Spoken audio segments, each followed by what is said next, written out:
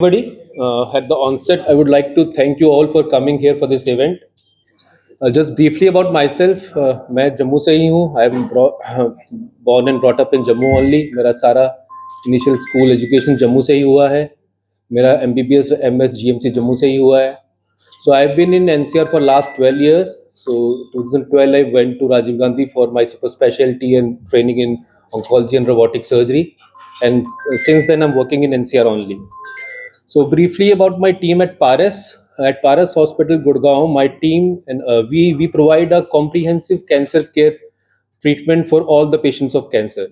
So under one roof, we have got all the specialties: the surgical oncology, medical oncology, and radiation oncology, and the ancillary specialties.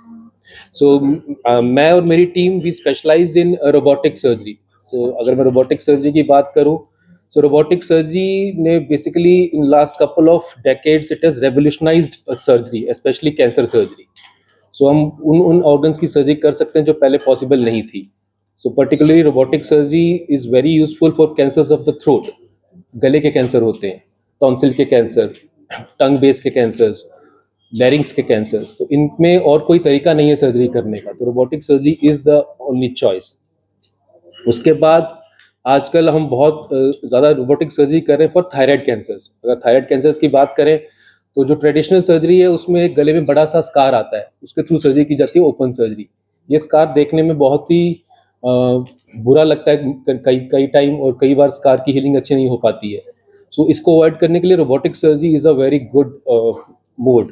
So robotic surgery में we do surgery from places which are not visible. Axilla से हम दोनों तरफ से approach करके इस thyroid gland को निकालते हैं, कोई स्कार दिखता ही नहीं है आगे. इसी तरह हम काफ़ी सर्जरीज कर रहे हैं. जो नेक डिसेक्शंस होती हैं, they are very frequently required for cancer cases, उसमें भी हम रोबोटिक सर्जरी करते हैं.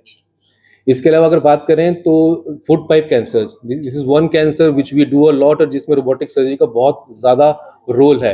अगर हम ट्रेडिशनल सर्जरी करें तो हम चेस्ट में एक बहुत बड़ा चीरा देना पड़ता है, पेट में बहुत बड़ा चीरा देना पड़ता है, और फिर गले में भी एक चीरा लगता है. तो ये 6-8 घंटे की सर्जरी होती है.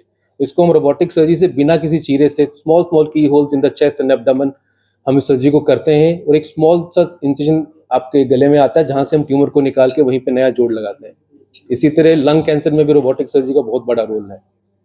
कमिंग टू जीआई कैंसर्स, इसमें भी रोबोटिक सर्जरी का यूज जो है that is increasing daily. We do lot of robotic surgeries for colorectal cancers, pancreatic cancers and stomach cancers. Then for kidney cancers, kidney में अगर tumour हो, kidney को बचाना हो, रोबोटिक सर्जरी बहुत ज़्यादा यूजफुल है. इसके अलावा uterine cancers, early ovary cancer, इन सब में रोबोटिक सर्जरी का रोल अब धीरे धीरे बढ़ता जा रहा है. इसके अलावा my team is doing all conventional surgeries like cytoreductive surgery and हाईपेक. इसके अलावा bone tumours and soft tissue tumours, everything is treated under one roof. So last 12 years we have been treating domestic and international patients. A large number of patients we have treated. Jammu से काफ़ी patients इन पिछले 5-7 सालों में मैंने treat किए हैं. कुछ patients आज यहाँ मौजूद भी हैं. इसके बाद वो थोड़ा सा अपना भी एक्सपीरियंस शेयर करेंगे आपके साथ कि रोबोटिक सर्जरी से कैसे उनको बेनिफिट मिला है. So that is all from my side, and I am open to all any questions which are there.